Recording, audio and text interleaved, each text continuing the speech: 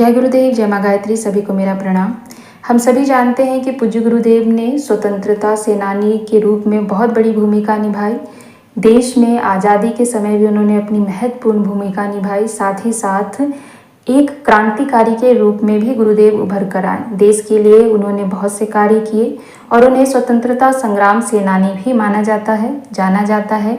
उनका नाम बहुत ही श्रद्धा से श्रीमत के नाम से जाना जाता है, यानी कि जो देश प्रेम करने वाले होते हैं, जो देश प्रेम के मत वाले होते हैं, उन्हें श्रीमत के नाम से जाना जाता है। तो पूज्य गुरुदेव को बहुत लोगों ने प्रेम किया और बहुत से लोगों ने उन्हें इस देश का मतवाला भी कहा। इसके साथ ही उन्हें बहुत से पुरस्कार भी मिले और उस समय जो लोग भी स्वतंत्रता सेनानी थे उन सभी को सरकार के द्वारा बहुत सारी पुरस्कार राशि भी मिली। पुरस्कार के रूप में उन्हें बहुत सी भेंट भी मिली। तो पूज्य गुरुदेव ने उन भेंट का क्या किया, उन पुरस्कारों का क्या किया, आज हम उसे जानते हैं। जिसमें है कि ताम्रपत्र का भेंट जब उन्हें मिल रहा था उस समय पर क्या हुआ था। वर्ष 1988 में स्वर्गीय प्रधानमंत्री श्री राजीव गांधी ने सभी प्रांतीय सरकारों से आग्रह किया कि वे पता लगाएं किन स्वाधीनता संग्राम सेनानियों को अब तक सम्मानित नहीं किया गया है। तब उत्तर प्रदेश सरकार ने भी खोजबीन की और पाया कि एक जाज्वल्यमान सितारे को उन्होंने पहचाना तक नहीं, जिसने यथार्थ में राज सत्ता के लिए नहीं, सच्चे अर्थों में भारत की आज़ादी के लिए स्वाधीनता संग्राम लड़ा। 15 अगस्त 1988 को IAS माननीय श्री हरिश्चंद्र जी प्रभारी जिलाधीश सहारनपुर ने स्वयं शांति कुंज हरिद्वार पहुंचकर पूज्य आचार्य श्री राम शर्मा जी को विशिष्ट लोगों की उपस्थिति में ताम्रपत्र भेंट किया। स्वाधीनता संग्राम सेनानी प्रमाण पत्र व पेंशन के परिपत्र प्रदान किए। पूज्य गुरुदेव ने सबका आभार माना। साथ ही उन्होंने तत्कालीन स्वाधीनता संग्राम सेनानी पेंशन अनुसचिव श्री अंबिका प्रसाद मिश्रा जी को भी पत्र लिखा। आपकी दौड़ धूप सफल हुई। स्वतंत्रता सेनानी पेंशन पत्र आया है।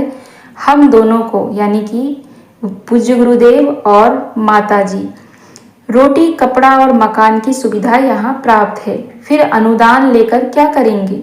कहीं बाहर हम लोग आते जाते नहीं हैं। ऐसी दशा में पास आदि की सुविधा भी अनावश्यक है। पेंशन राशि 401 रुपये है। इसे आप किसी सरकारी हरिजन सहायता कोष में समर्पित करा दें। यदि ऐसा कोई कानून ना हो तो मुख्यमंत्री राहत कोष में उसे दिला दें।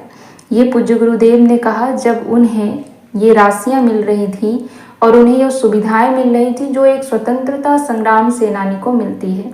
तो पूज्य गुरुदेव ने साफ साफ कहा कि उन्हें किसी भी प्रकार की यहाँ पर कमी नहीं है। उनके पास रोटी कपड़ा मकान सब कुछ है।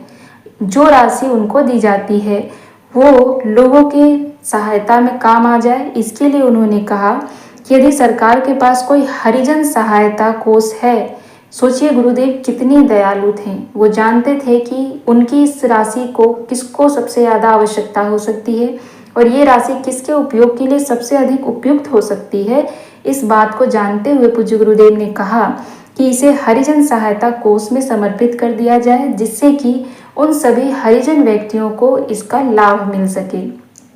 लेकिन यदि कोई ऐसा कानून नहीं है, यानी कि हरिजन सहायता केंद्र कोष नहीं है, तो फिर आप इस पैसे को मुख्यमंत्री राहत कोष में दे दें। जब जिसको इसकी आवश्यकता पड़ेगी तो ये राशि उनके काम में आ जाएगी। पूज्य गुरुदेव निस्वार्थ भाव से केवल देना जानते थे, लेना नहीं जानते थे। क्यों? क्योंकि पूज्य गुरुदेव के गुरुदेव ने बताया था कि बो और काटो, तो इसलिए वो केवल बोते थे। अपने प्रेम को बोते थे, अपनी शक्तियों को बोते थे, अपने तप को बोते थे और बदले में ईश्वर से उनको काटने को बहुत कुछ मिल जाता था।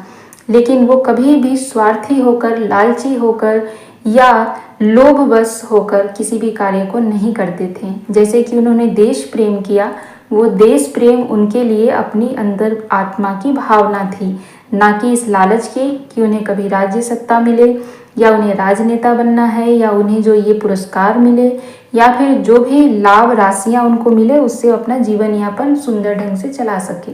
उनके अंदर ये सारी चीज़ें नहीं थी। ऐसे गुरुदेव के हम शिष्य हैं। हम बहुत भाग्यशाली हैं जो हमें ऐसे गुरुदेव मिले हैं। धन्य है गुरुदेव, हर जन्म में हमें इनका ही शिष्य बनाकर भेजिए, हर जन्म में हमें गुरु रूप में पूज्य गुरुदेव मिले, यही माँ गायत्री से कामना है।